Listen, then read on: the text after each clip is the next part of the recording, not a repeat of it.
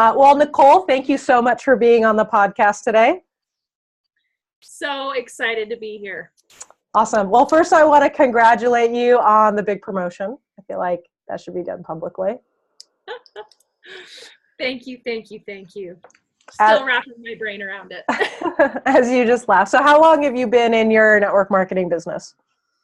I have been in this network marketing business for 5 years. We just hit our anniversary. Awesome. Congrats. So today we could probably talk for about 6 days straight. Neither one of us would come up for air. But today, let's talk about some of the things that you feel helped you to be successful, specifically your attitude towards recruiting. Is that cool? Awesome. Excellent. So when we were talking earlier, you mentioned if you could go back in time, this is the thing that you would change. I was thinking maybe we could start off with that and then go from there. Okay. It's so fun.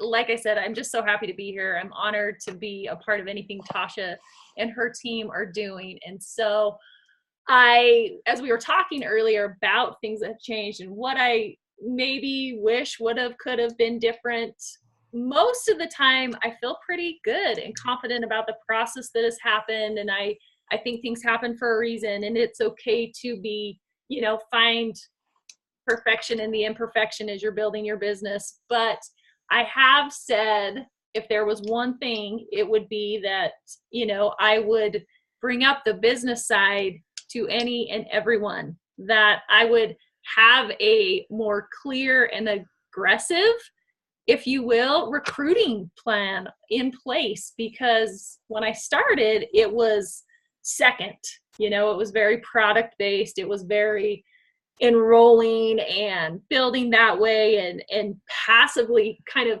hoping and crossing your fingers that people will come on and they'll ask me if they want to do the business or if they could join me in the business. Where I think if I could have done what I do now back then, it would have maybe helped me get to a higher rank quicker, or helped me decipher or siphon through who I really wanted to work with. So why didn't you do that from the get-go? It's funny. In a word, belief, Tell me more. Conviction. I think as we're starting a new business, for me anyway, I had this hope that this idea or this plan was going to work. But I was still trying to figure it out for me, and do people want to really do what I'm doing?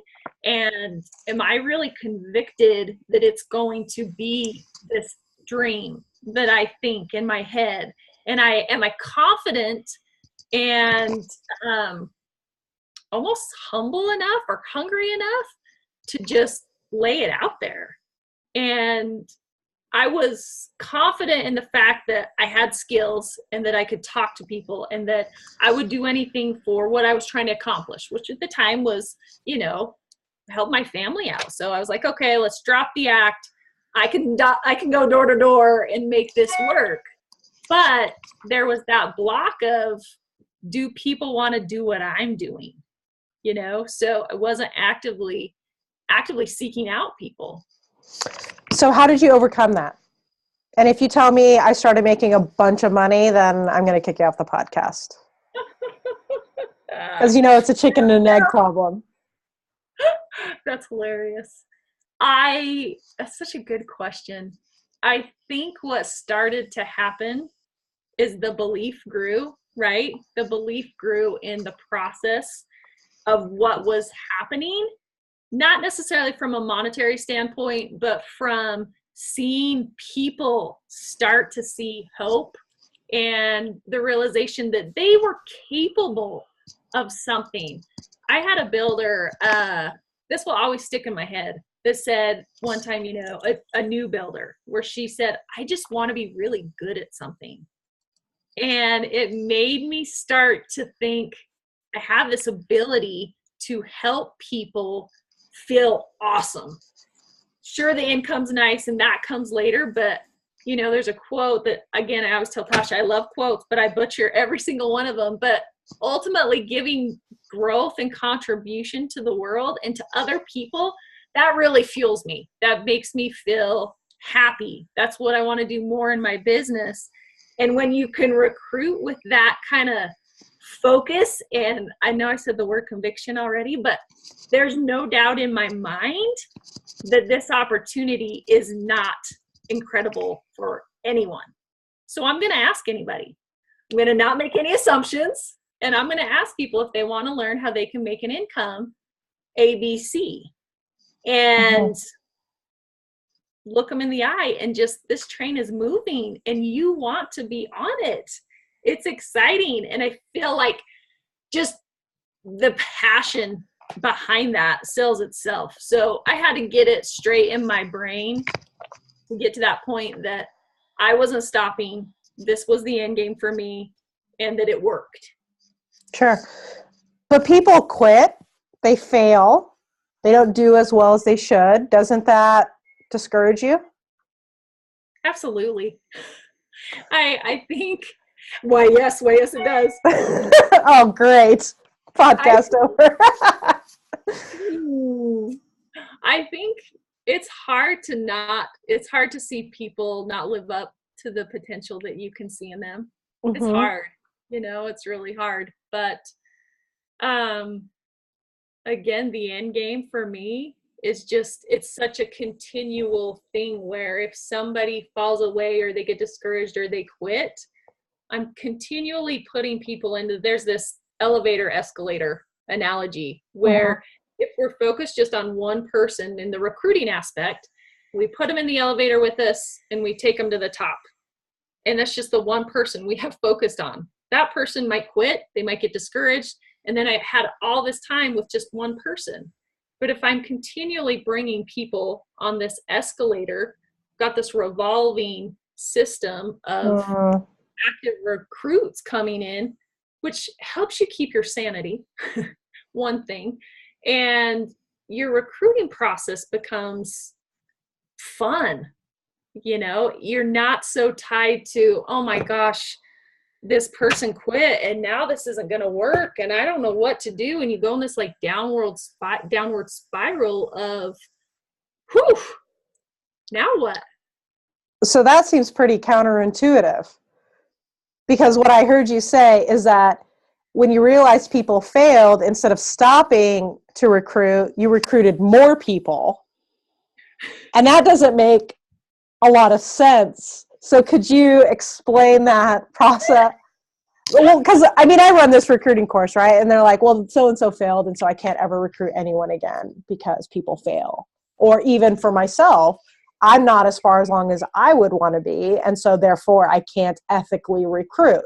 Now, you are one of the best humans I know that I've met since running this business. I should have probably told you that ahead of time so you don't cry on the podcast, but it's true. I am a feeler. I know. So you are straight up a good person. So how does a good person recruit other people, more people, when you realize that people fail or don't do as well as they would like to, or it doesn't work out for everybody? Can you help explain that? I love that.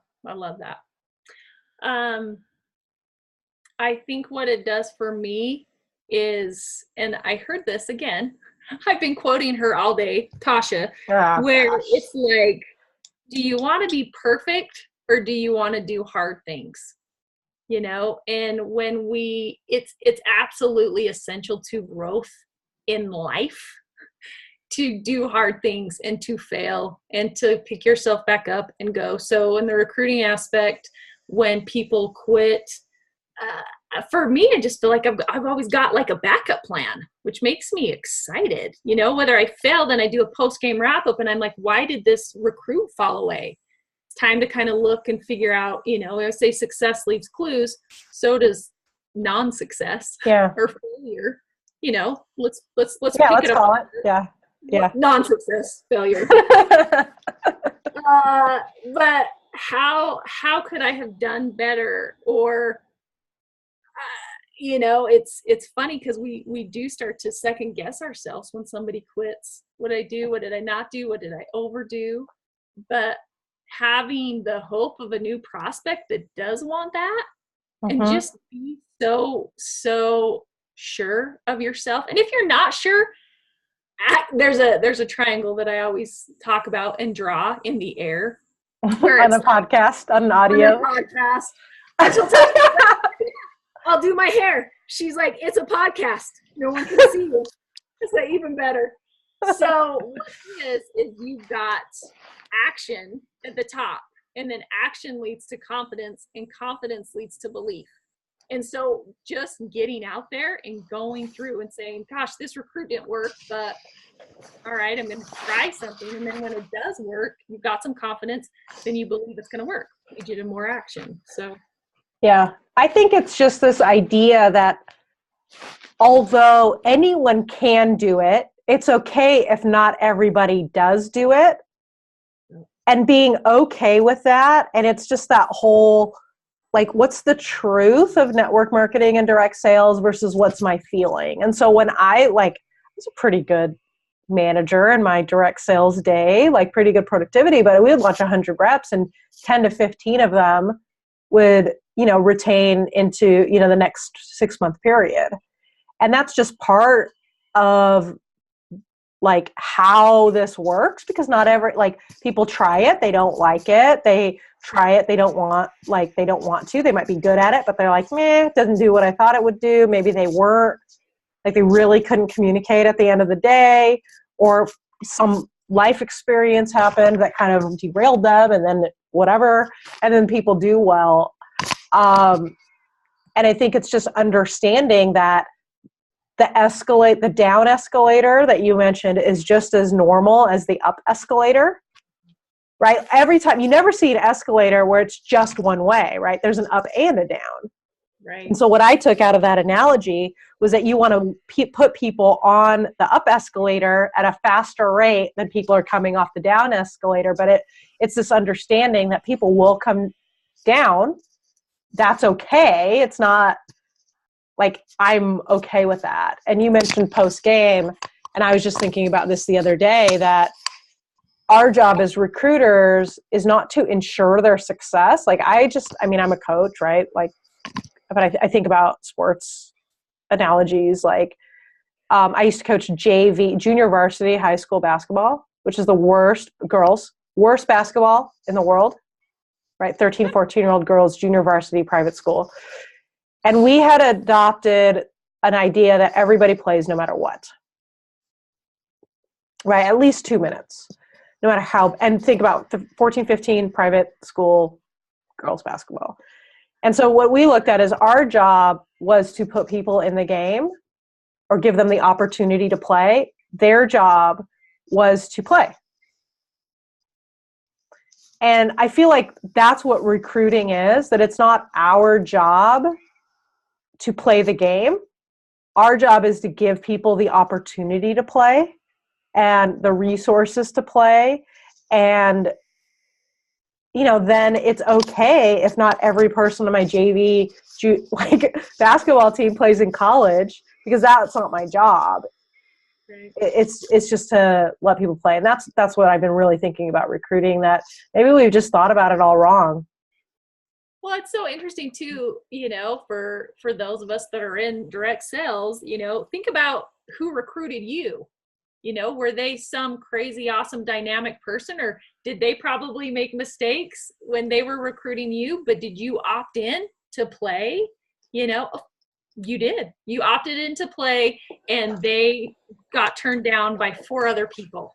So I think 100% is just knowing a little bit of a numbers game. That it almost gives you freedom, and people like to hear, there's value in, gosh, yeah, somebody said no to me today too. So you shedding light on it's gonna happen. Oh, I feel so much better now. It's like I have a 2-year-old and I see another 2-year-old acting terrible at a grocery store, and I'm like, whew, it's not just my kid, Thank heavens it's not just my kid. So hopefully that helps you feel a little bit of freedom. Recruiting for me has become something that I love versus that I have to do, quote unquote. Yeah, I hear that. So I have 4 questions based on just that one comment. So the first one is, now you were recruited. You have just like so many nuggets of wisdom, Nicole. So it's hard for me to keep track of them all. You were recruited and you said yes on the very first ask, right? Wrong. No? No, I'm like the typical, I turned it down for a year. Turned it down. So tell us about how you were recruited and why did you actually do this?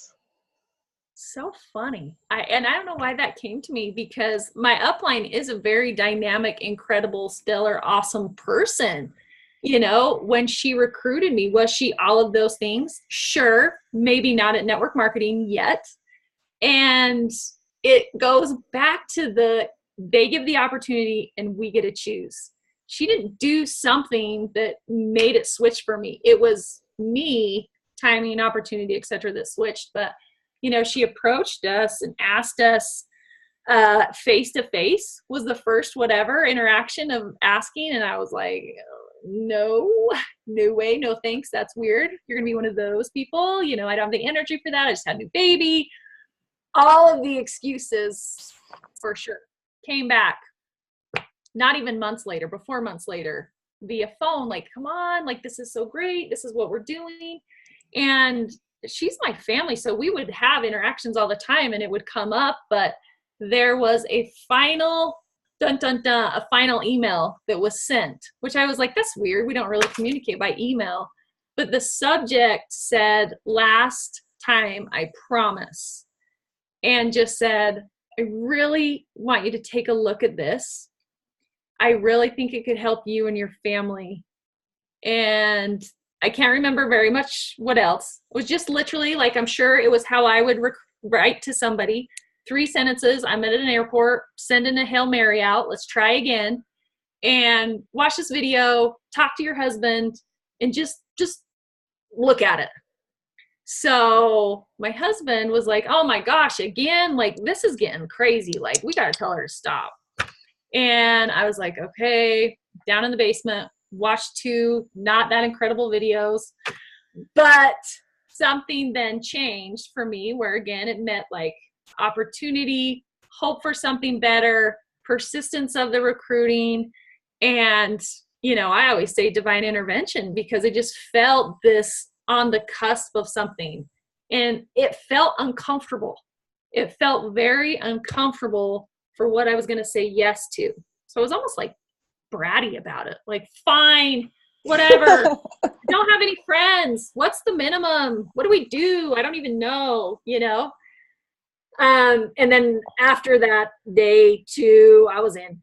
No looking back, whatever. People told me no, you know, then that recruiting process start. But I was never going to be out, but I didn't hone in on my recruiting skills. Mm-hmm. Right? Yeah.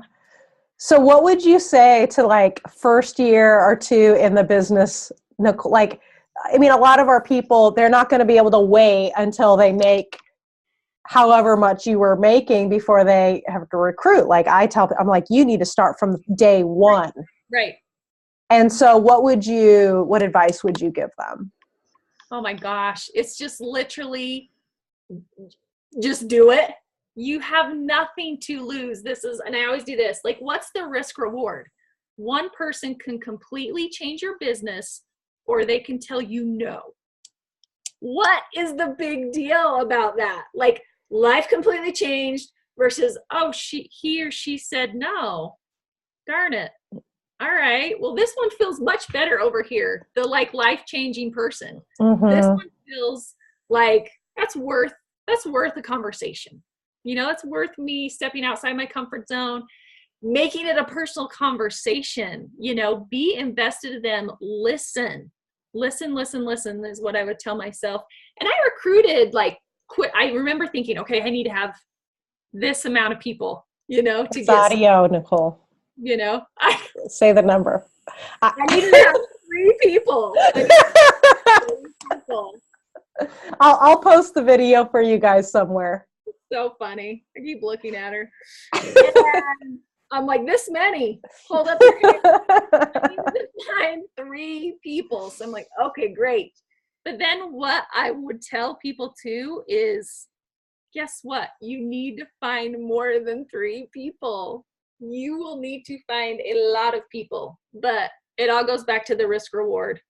Do you find somebody that changes your business in your life, or are you too scared to ask because someone could say no? Eliminate any personal, we always say, take the personalness out of it. It's not personal. You have the ability to change someone's life with what you are offering them. And I just feel like, do you want to sit on the sidelines, or is that fair to them? Whether or not you've had any success, you have this little seed in you that you believe you can do this, and this can change, and this can work. So cultivate it, nourish it, water it, give it some sun, do stuff. Gosh always laughs and is like, when people say, how do they recruit? You just talk to people. But she's so good at helping you see what you did to bring those people on. So we'll talk about that in a minute. I have one more question, and then I'm going to have you recruit me. Oh, shoot. I like it. Oh, shoot. Or you could just do it now. I could ask that question later. So yeah, all the people at your rank, you're the worst at being the best. Right? Like, you're so amazing. And it's like, I just talk to people. I just, it just happened. I just, whatever. And it's not even close to right? So I don't expect you to deconstruct it. Right? So what I'm going to ask you is, we're face to face. Recruit me. All right. What would you say? This is my favorite thing. Tasha, I am always going to want to work with people that I love, people that I think are incredible, people that I think have a vision for what they want to create in this life, people who are ever growers, and that's you. If this was me today, like, I want you to come and be on this journey with me, not for me, but for you. And what is available for you out there is, you don't even know yet. And it's going to be incredible, and it's going to be amazing. And I want to work with you. So you need to get your affairs in order and let me know when's a good time. I've got Tuesday or Thursday. Get my affairs in order. I have we're moving on. 13 employee sales training business. This is what I like to tell people. What would this have to look like for you to come and be a part of what I'm doing? Because I want to work together. That's a good question. I can't answer that on air. I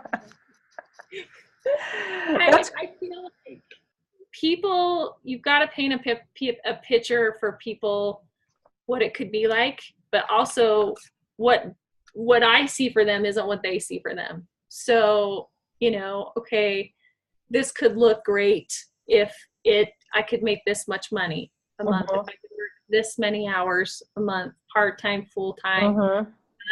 I see what you're doing, but that seems like this. Well, all right, how can we make this work for you and your life and your needs and what you want to accomplish? So I ask people a lot of questions. Yeah.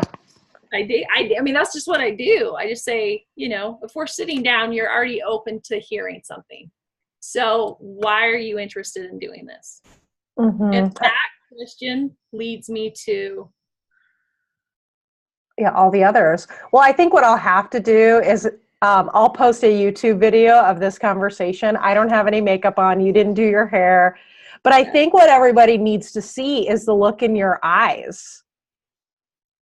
Right? Like, you were like dead straight. Like, I want to do this with you. And the reason I couldn't answer that question is I kind of found myself wanting to answer the question.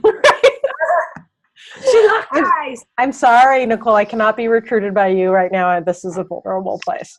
But I felt like, I might consider this. And it was your conviction. That's what you were talking about, is it wasn't just this like oh, this is what we're doing. And it was just this, like, you just deadlocked in on me, and I believed you. Can you speak a little bit about that? Oh, I mean, I really do feel it. I feel it. And I have worked with people who everybody can, I would say there's a place for everybody at whatever level they want to do anything. You know, if they want to get their product paid for, if they want to make $2,000 a month, if they want to have an impact on people's life and their health, whatever it is. But when I'm recruiting now at top level recruiting, like, I want them to know that they have this, this, and this. This is why we would work well together. I really ultimately, I have something that I think they want. They might not know it yet, but I need them to see it. You know? So I'm just a little bit relentless. I think that what I heard, that it's okay if they don't know they don't want it yet. Yeah. I think that's where the lack of conviction in recruiting, it's like, okay, well, so many people are like, if they want to do it, they'll come to me. But they don't know they want to do it because they don't understand. They don't know, right? Yeah. Yeah, I think that's so profound. Huh. People don't know what they don't know. And thank goodness, again, for my relentless upline, I had no idea. And even when I'm talking to somebody that maybe they've seen what's happening in our lives, or, you know, whatever this little highlight reel people see, it's like, they have no idea. They have no idea, because how can you know when you don't know? Mm-hmm. So I've got to help people see, you know, and everyone works differently. That might be numbers for somebody. That might be warm, feeling for somebody else. Yeah. So what do you do when you're not feeling it? Because if you're feeling this happy, you have to not be feeling. So we have a lot of our audience, people listening to this podcast, who are like, well, that's great, Nicole. I mean, I could just hear them like commenting on this, like, stop rolling your eyes. So just feel it, you stupid top earner. Like, I don't feel it. You know what you have to do? This is it. And I still do this because I sometimes don't feel it, y'all. Sometimes I don't feel it, not because I don't feel like it's a great opportunity for people, but for whatever reason. Like, maybe you're like not in the best recruiting mood day. You have to put on your flippin' Rocky sweatpants and sweatshirt like Tasha's wearing, and you just have to do it. Like, you just have to run to the top of the stairs and get it done. And then you have to do it again. So it's just a repetitive process, and we become what we repetitively do. Yeah. So it's not going to always feel great. I love that point. It's not always going to be so rosy and I feel so wonderful about changing people's lives. It might be, I've got to get a new builder this week to keep my business going. And both are okay. Both can be equally effective. But I like to coach my team or help my team, like, know the statistics, know different things about your compensation plan. So when people ask you, you know what you're talking about, you know, so you feel confident when you walk into whatever level. I love the term recruit up, not down. Why would you put somebody on a pedestal that you feel like you can't talk to them? It's just another person. But you've got to feel confident and have the skills to talk to them. So know your compensation plan, know your script. I love how Tasha always makes us practice or go through these things, because you can say, oh yeah, I think I know how to recruit somebody, but have you written out your script? Do you know the comp plan inside and out? Could you talk to someone who is very business minded? Because for me, I was like, oh man, I can't talk to that person because they're on this whole other level. You know, put on your Rocky sweatpants, your sweat outfit, and you just do it. You just have to keep doing it. Yeah, there's really no purpose for pants with like buttons or belt loops. That's my major takeaway. You don't have to eat raw eggs. You don't have to do the raw egg thing. I think you mentioned it, but maybe you could sum it up. What do you think is the difference between a good recruiter and someone who doesn't have a team?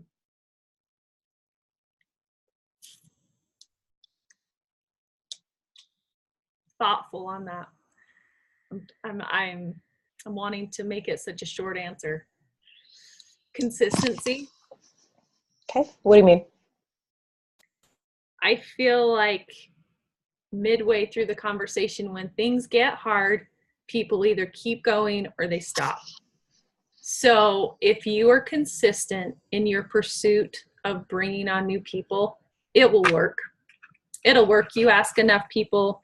And of course, you've got to have skills. We always talk about that. Like, get better at what you want to get better at. Get better at it. Learn about it. Train. Practice. But more than anything, just do it. Do the activity.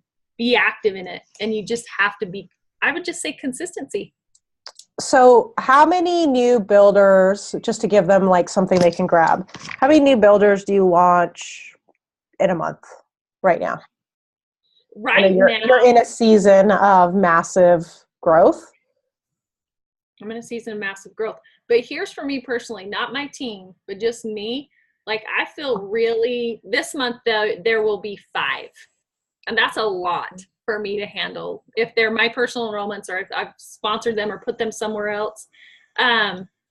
Previous months it's been 4, 3. I always feel antsy. My eye starts to twitch if there's not like 2 coming in. So how many people? And those are builders. Yeah, builders, got it. Okay, so how many recruiting conversations do you think you have? And maybe they're not like exactly the way I would lay it out, but actually conversations of, let's do this. Do you want to do this? Like that real appointment, that real conversation, not the invitation. Not the invitation. Like, I don't want to make any assumptions. Yeah. Not the, like, do you want to talk about it? But like, Okay. how many of the actual talk about it's do you have? This month there was, this is going to make my numbers sound really good, but I think I did 7 and locked in 5. Okay. And then how many people do you think you invited to learn about it? Oh, that's probably 20. Yeah. So like Yeah. 3. Okay. So 3 to 4 people to get one person to say, I'll talk to you about it. Absolutely. Okay. Could even be more. Like yesterday, it's funny putting the numbers out there in my Facebook messengers or my phone calls or my text. And I was like, I did 15 of these today. And maybe you invited back 15 people. Yeah. And you heard in one day. I would bet that some of our listeners haven't invited 15 people in a year. What do you think about that? I've seen that. You know what is so funny too? When our business isn't growing the way we would like it to, that's a question. That's like a number one question. How many people are you talking to? Mm-hmm. Who do you reach out to? Yeah. In fact, in our business, every year at this Top Leader Summit, they give you a report on your personal enrollments, how many you had each month, total for the year. And I build really traditionally. I'm not racking up. There's a lot of online people who will have 50 to 200 personal enrollments in a month, which I can't even wrap my mind around that. But definitely double asking than what's coming back. Triple some months, depending on this. Yeah. Well, that makes sense. Try to think. You work a lot though. I do work a lot. I'm still in the grind. I'm still grinding. Yeah. I just want to put that in context for people listening who are like, so if someone's working 10 to 15, 20 hours a week, what do you think would be a good expectation for them? I think honestly, it's so interesting. There's no reason we've been talking about this week with recruits and reactivations and fresh meat, fresh blood, new people to come out. Don't call them that. I'm a customer. So new clients that are going to be. You're heartless, Nicole. Heartless. If I was part-time, I would feel really happy with a new builder if they were reaching out to 5 people each week. I feel really happy about that. And I feel like those conversations aren't just thrown out in the dark. You know, Right. this is relationships that have been there, or referrals. Yeah. So what about people? I had a question come up in one of my recruiting groups. They were all like, can you find one of the top ranks and ask them all these questions? So I'm going to ask this one. So then we said, okay, I don't have those people like that I know that are those people that I could just say, come on, let's go, let's do this. Right. So they liked, the sales process, right? Because they can build relationships that we teach with people that they don't know all that well and still have great relationships and all that stuff. But how do you approach, because I'm assuming you're like close people after 5 years are not really in play anymore. Yeah. So you're now recruiting customers am I hearing that correctly? You guys, I still am looking for people to host classes for me. I'm looking for people to host a class, to set up an appointment, and we know the numbers game of every 1 in 8, people will join us in our business. So that's what I'm doing. I love referrals. That is something that has come later in my business too. And it's just such a smart, simple, obvious thing, but a lot of your legwork is done when you ask somebody, do you know anybody anybody else would be interested in this, and sitting down with me and going through a consultation. And the thing with recruiting too, if anybody's nervous about the business side of your business, you still can lead with the product. That's okay. That's fine. And let the business come later as, the steps that Tasha teaches, but don't be afraid either to see somebody that you want to work with. I met these 2 women at my kids' tennis lessons who I was just like, oh my goodness, I want to work with you. And I kind of did the same thing Tasha did that I did with Tasha, where it's just like, hey, like we got accounts, they started using product, we built a relationship. And I was just like, she has another job. And I was just like, listen, like, would you ever consider, like, I would love to work with you and sit down and talk about how this could work for you and I. And that's just again, making it an active part of your business. Mm-hmm. I'm always looking for new people, and then I'm always looking in my tree. Mm-hmm. But how do you do that without being a weird, awkward person? Oh, geez. Or are you a weird, awkward person? Hey. No, I'm not a weird, awkward person. I just ask. How do you not be like that gross network marketer? Hopefully, and I feel like this is a big thing, like we have some type of a relationship built. Yeah. I'm definitely not Facebook messaging randos that I went to high school with. So like that might work, but it doesn't work effectively, and it comes off very non-genuine. Yeah. And so I sometimes I'll have people on my radar and starting to build the relationship. I'm grooming them to ask them about the business, or to have them have a class for me, or have them let me into their network first. But for me, I always have to have a little bit of BTR. Yeah. You got to build the relationship a little bit. Yeah. So what I'm hearing you say, here's kind of my analysis of this conversation. So you break it down. Yeah, let me break it down. Okay. So you think new people should just go for it because that's kind of the job. When they invite people, they should know what they're saying. So they should take all of the Emerge classes so that they know that from the beginning. Is that what I heard you say? I said that very clearly. No, I'm just joking. But when you look at people, you look them dead in the eye and you believe in what you're doing. And if you don't believe in what you're doing, then you do it anyway because you put on your big girl pants and we move forward. When you recruited me, you shared a vision around like, here's what life could look like. Come with me. And you realize that people not doing well or as well as they would like to is just part of life. And so your job is to replace team members faster than you lose them. And that's okay because you never know who's going to be that next person. It's even more than okay. Because I went through a stint too where like, I'm sure people are like, I'm stuck. And I didn't want to interrupt you, but like, no, it's okay. I feel stuck and my builders aren't doing this. And I'm waiting for my builder to do this. And I'm waiting for this. And I want them to find their own builders. you'll never accomplish your goals if you're waiting on someone. If you're waiting for that builder to find their builder. Like, you got to drop the ego, you got to drop that and just say, if my business and my goals, my responsibility. I love that. Oh, that's so good. It's just the truth. And I'm only speaking so passionate about it because I've lived it. I've thought those things. I've said those things and felt the like, and I'm blowing past it because this is not working. Yeah. I feel like some people think that when you have an existing team, recruiting new people is like cheating on them. But I think that new people are just such a great gift to your existing team because it brings this life to your team that it's like a new person and they're excited and like they have success, and it's just a totally, like, you just got to keep, I think it's why people keep having kids maybe or something. I don't know.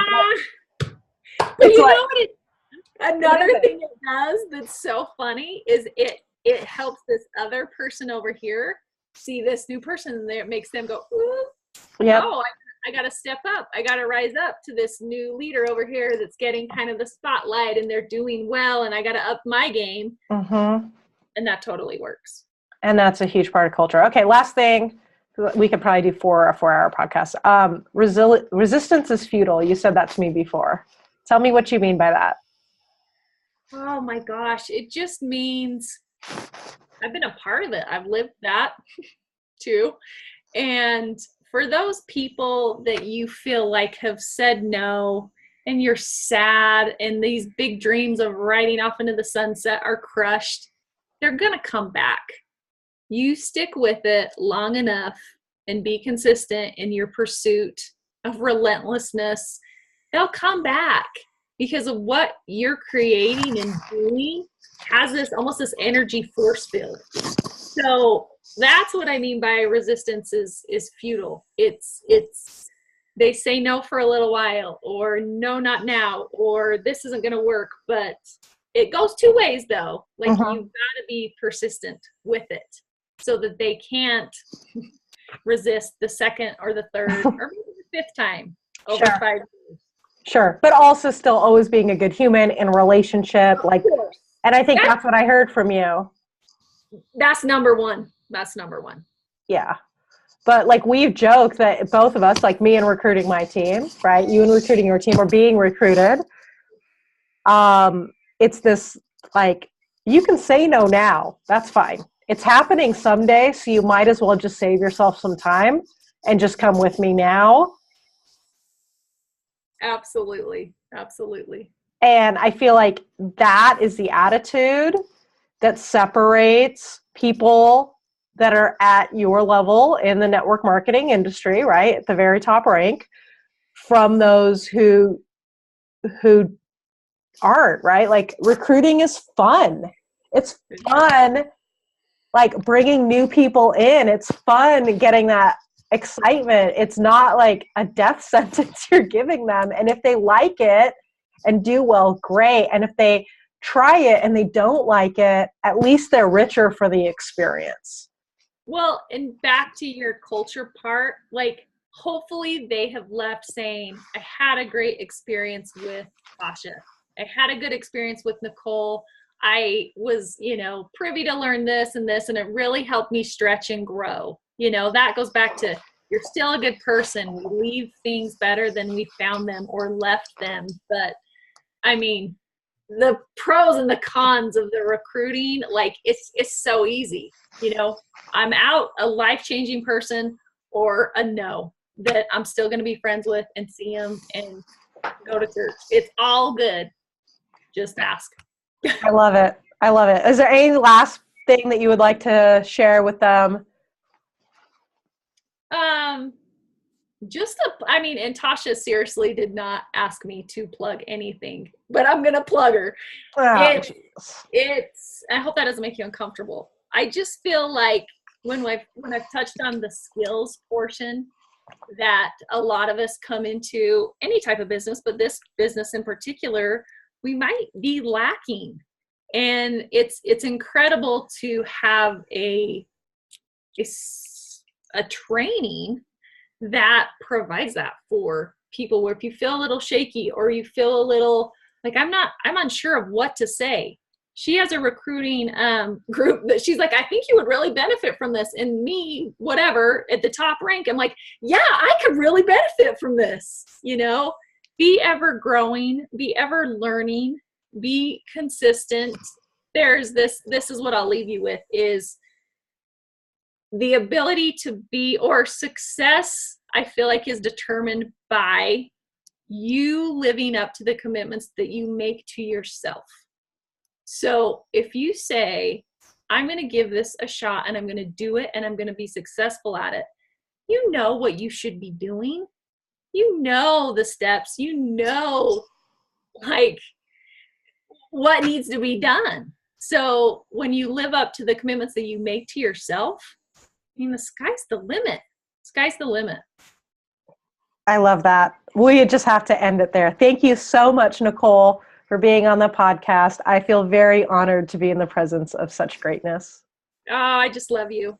I'll do anything. All right. I hope Thanks. it's helpful. Yeah. Oh, no, it was awesome. Thank you so much.